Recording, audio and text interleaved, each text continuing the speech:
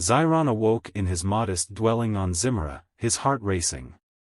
Something was wrong.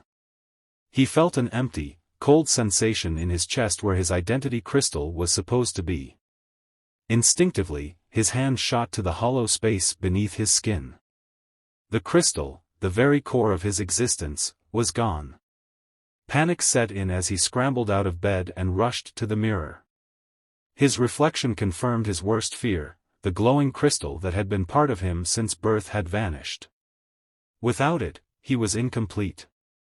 On Zimra, every member of the emerald species possessed an identity crystal, a unique, glowing stone that not only powered their bodies but also housed their memories, emotions, and social standing.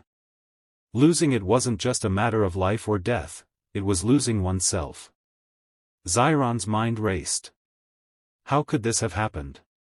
He hadn't left his home in days, and there were no signs of forced entry. The crystal couldn't simply disappear. Yet, here he stood, staring at the hollow space on his chest. Fear gave way to determination. He had to find help. He had to report this. Xiron rushed out into the streets of Zimra's capital, his heart pounding in his chest. The towering buildings of gleaming metal and glass loomed over him, but they felt unfamiliar, cold without the warmth of his crystal's glow. He arrived at the Emerald Council's headquarters, where the elders resided. The council governed their species, overseeing the protection and use of their identity crystals. Xiron burst through the doors, desperate to explain his situation. "I've lost my crystal," he cried, approaching the council's guards. "You have to help me, my identity crystal is missing." The guards exchanged skeptical glances before one of them placed a firm hand on Xiron's shoulder. "That's impossible," the guard said, his tone cold. "Crystals don't just disappear. But mine has. You have to believe me." Xiron pleaded, his voice cracking with desperation. The guards remained unmoved. "You're either lying or you've done something to your crystal. We can't help you if you don't tell us the truth." Xiron's heart sank. "I am telling the truth. Please, let me speak to the elders." After much resistance, he was finally allowed to see the elders, though they, too, were skeptical of his claim. Sitting in their chamber, the elders listened in silence as Xiron explained his situation. Their expressions were unreadable, but their disbelief was clear. "Xiron, no crystal has ever been lost in the history of our people," Elder Dyra said, her voice measured but stern. "If yours is truly missing, it would suggest foul play or a breach in protocol. We suspect you are hiding something." Xiron's frustration boiled over. "Why would I lie about this? My crystal is gone, and I have no idea how it happened." Elder Dyra narrowed her eyes. "If this is true, it could threaten the stability of our people. However, without evidence, we cannot take action based on mere claims. We suggest you return to your home and reconsider your story." Xiron felt a heavy weight in his chest. They didn't believe him. How could they be so blind? His crystal, the essence of his being, was gone, and they dismissed him like he was a nuisance. Shunned and disheartened, Xiron left the council chambers. As he walked through the city, he felt the eyes of other emeralds on him, their glowing crystals a stark reminder of what he had lost. He tried to tell himself that he wasn't alone, that someone, somewhere, would believe him.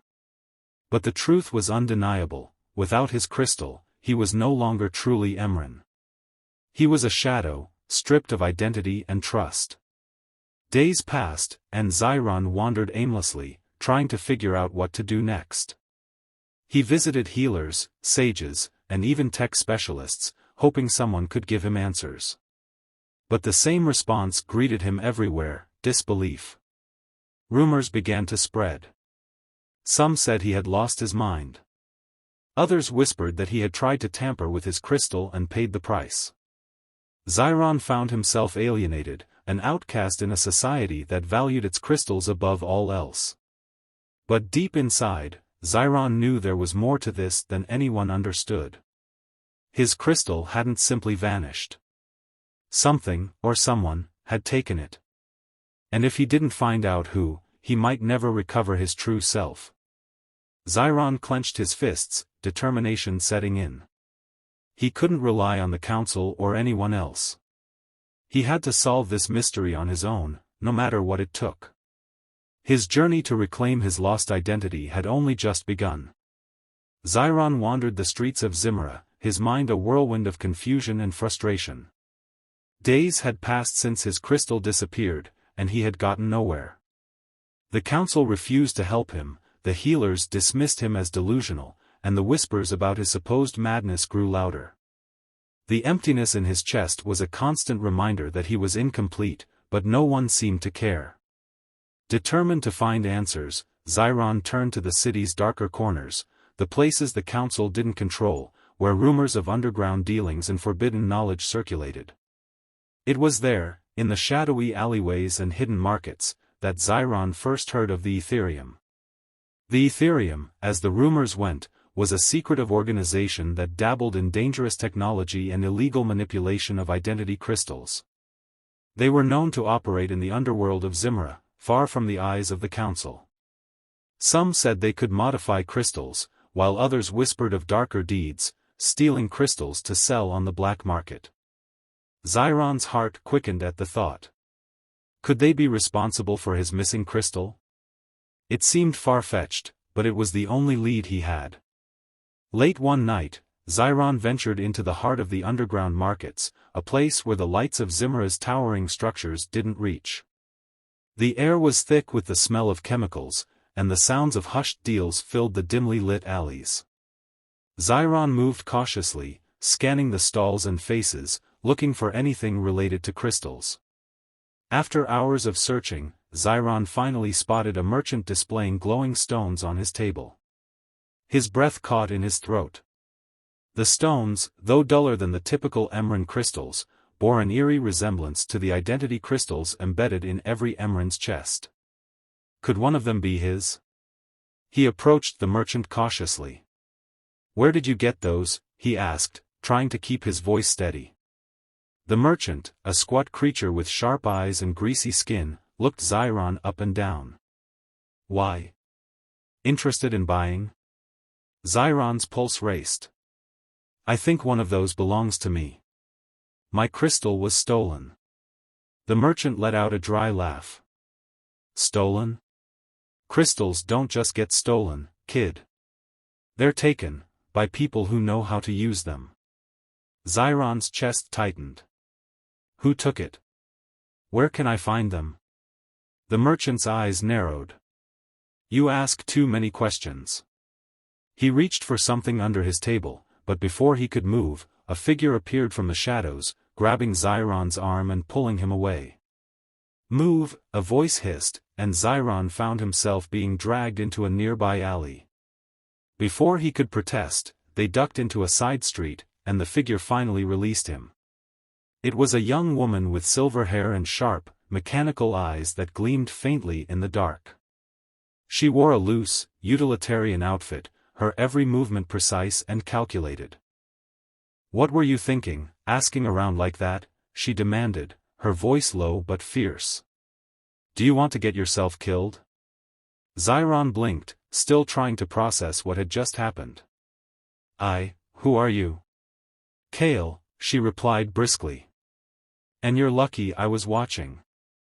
The Ethereum doesn't like people snooping around." "The Ethereum?" Xiron's eyes widened. "So, it's real? They're the ones stealing crystals?" Kale folded her arms. "Maybe. They don't just steal them, they modify them, use them for their own purposes. Your missing crystal, it could be with them, or it could be long gone by now." Xiron's stomach churned. "I have to find it. I can't live without it." Kale studied him for a moment, her expression softening slightly. "You're serious, aren't you?" Xiron nodded. "No one believes me. They think I'm crazy, but I know my crystal was taken. I don't know why, but I have to get it back." Kale sighed, glancing around as if weighing her options. I've been tracking the Ethereum for a while now, for my own reasons. They're dangerous, and they operate in secret. But if you're really serious about this, I can help you. At least point you in the right direction. Zyron felt a flicker of hope. You'd help me? Kale shrugged. Let's just say I don't like what they're doing, either. And you seem like you're in over your head. Zyron straightened, determination hardening in his chest. I don't care how dangerous they are. I need my crystal back. Kale smiled, a small, calculating smile. Good.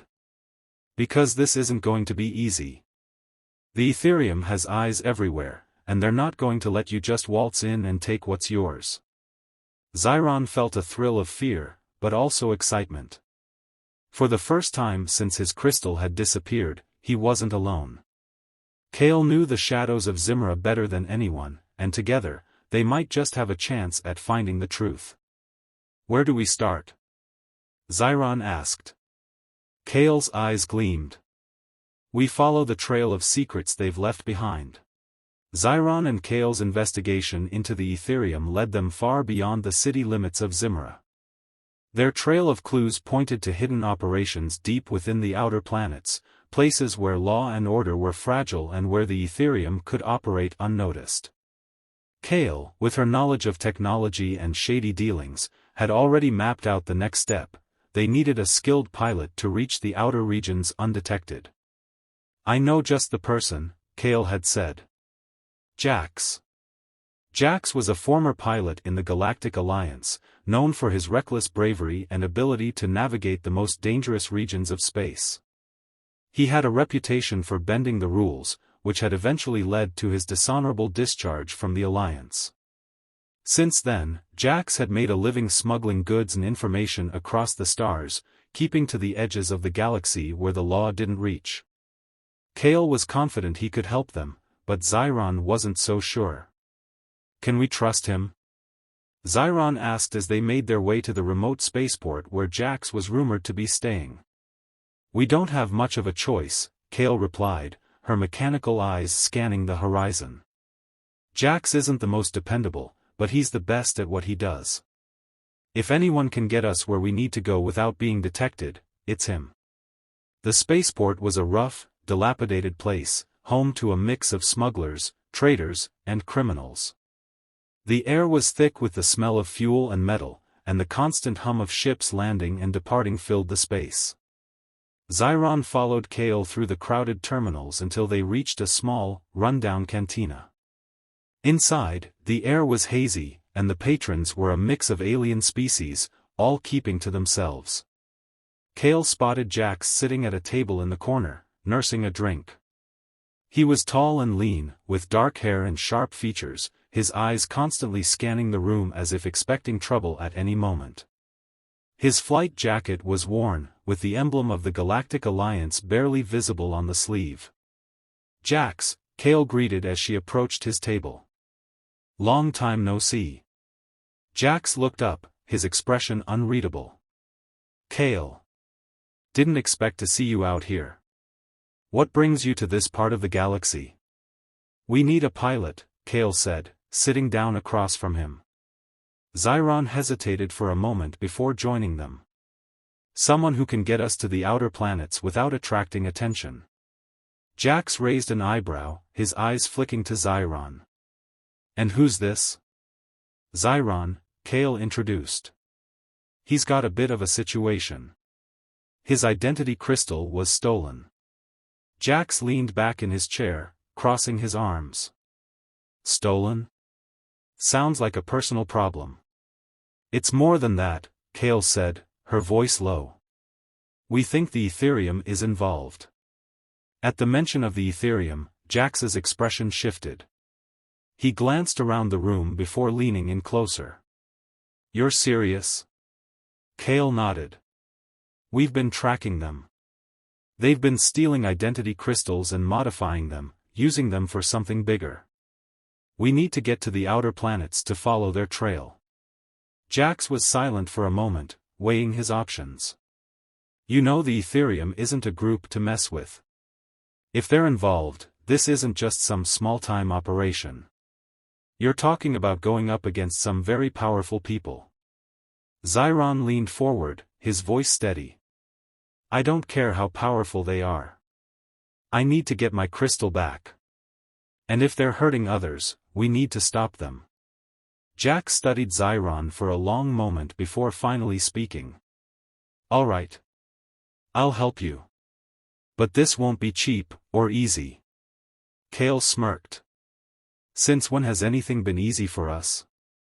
With the deal made, Jax led them to his ship, a battered but functional freighter docked at the edge of the spaceport. The ship, named the Horizon Breaker, looked as worn as its pilot, but Kale assured Zyron that Jax's ship was faster than it looked and capable of slipping through security grids unnoticed. As they lifted off, Zyron felt a mixture of excitement and fear. This was the farthest he had ever been from Zimra, and though the unknown loomed ahead, he felt a sense of purpose guiding him. For the first time since losing his crystal, he wasn't alone. He had Kale's expertise and Jax's skills on his side. Together, they were heading into the void, searching for the answers hidden in the darkest corners of the galaxy. During the flight, Jax explained their destination, a small, forgotten mining colony on the planet Rixer. It was a place where the Ethereum was rumored to have a hidden base, and where they could find more information about the organization's operations. As they approached Rixer, the stars outside the ship's windows faded into a dark, desolate landscape. The planet was barren, its surface scarred by years of mining and industrial decay. It was the perfect place for an organization like the Ethereum to hide. This is where we start, Jax said as they descended toward the surface. If the Ethereum's operating here, we'll find them. Zyron's heart raced as the ship touched down. He didn't know what they would find on Rixer, but he knew one thing for certain, he was getting closer to the truth. And with Jax and Kale by his side, he was ready for whatever came next. The air on Rixer was thin and harsh, biting at Zyron's skin as he stepped off the Horizon Breaker. The mining colony lay in ruins, a skeletal shell of a once thriving operation. Rusted equipment littered the ground, and the remains of buildings stood as silent monuments to a forgotten era. The only sound was the distant whine of the wind, hollow and ominous. This place gives me the creeps, Jax muttered as he adjusted his jacket. His eyes scanned the horizon warily. No sign of life, but that doesn't mean we're alone. Kale led the way, her mechanical eyes scanning for signs of any hidden activity. The Ethereum likes to hide in plain sight. They use abandoned places like this to conduct their experiments and store stolen tech. Stay sharp. Zyron followed, his heart pounding. Every step he took felt heavier as the reality of what they were walking into set in. The Ethereum was no longer a shadowy rumor, they were here, somewhere on this planet, and with them, possibly, his identity crystal. As they navigated through the ruins, Kale's scanner began to beep. She stopped in her tracks, holding up a hand. We're close. I'm picking up signals, energy signatures that don't match the natural environment. Jax glanced around nervously. If they know we're here, we won't have much time before they send a welcoming committee. Kale ignored him, focusing on her scanner. There's a hidden entrance nearby. It's cloaked, but I can break through it. Zyron's pulse quickened. This is it. They're here. They moved swiftly toward what appeared to be an unremarkable rock formation. Kale knelt down, tapping a few buttons on her device, and a shimmering distortion appeared in the air. With a quick adjustment, the cloaking field fell away, revealing a metallic hatch embedded in the ground. Found it, Kale said, standing up. This leads underground. Their base must be below. Jack sighed. I hate underground bases. With a determined nod, Zyron stepped forward. Let's go. Kale pried open the hatch, and they descended a narrow ladder into a dimly lit tunnel. The air grew colder as they moved deeper, the walls slick with condensation. As they reached the bottom, the tunnel widened into a vast underground complex, the hum of machinery echoing through the corridors. "This is bigger than I thought," Kale whispered. "They've been operating here for a long time." Zyron could feel his nerves tingling, the emptiness in his chest a constant reminder of why he was here. Somewhere in this labyrinth of metal and shadows, his crystal, his very essence, was waiting to be reclaimed. Jax drew his blaster. "We need to find their central hub. If they've got your crystal, it'll be stored with their other stolen tech." Kale led them deeper into the base, her scanner guiding the way. Every step brought Zyron closer to his goal. The tension was palpable, and with each passing moment, they knew the Ethereum could be onto them. But Zyron had come too far to turn back now. The underground complex stretched out in all directions like a maze of steel and shadows. Zyron's heart raced as he, Kale, and Jax moved cautiously through the dimly lit corridors. The low hum of machinery reverberated through the walls, adding to the eerie silence that filled the base. Zyron's mind was focused on one thing: finding his crystal. As they moved deeper into the base, they reached a large central chamber. It was filled with consoles, glowing monitors, and strange mechanical devices Zyron had never seen before. In the center of the room stood a towering pillar of light, surrounded by cables and machinery. It pulsed with energy, an unmistakable sign that something powerful was housed within. Kale moved swiftly to one of the consoles, her mechanical eyes scanning the data. "This is it. This is their core, where they store and modify the stolen identity crystals." Zyron stepped closer to the pillar, his eyes narrowing. "My crystal, it's here." Kale typed rapidly on the console, breaking through the Ethereum security protocols. "Give me a second. I'm accessing the storage logs. If they have your crystal, it'll be listed." The tension in the room was suffocating as Zyron waited, his body tense. He could feel the absence of his crystal more acutely here, as if it was calling out to him from within the machine. Jax stood at the entrance, keeping watch for any Ethereum guards that might appear. Kale's eyes widened as the logs appeared on the screen. "There it is. They've got your crystal, and it's part of their core system." Zyron's stomach dropped. "What do you mean, part of their system?" "They're using it, along with others, to power this entire facility. Your crystal isn't just stored here, it's connected to the central core," Kale explained, her voice tight. "If we disconnect it, the whole base could go down." Zyron stared at the pillar of light, anger and frustration boiling inside him. The Ethereum had taken his identity, his very essence, and turned it into a power source for their secret operations.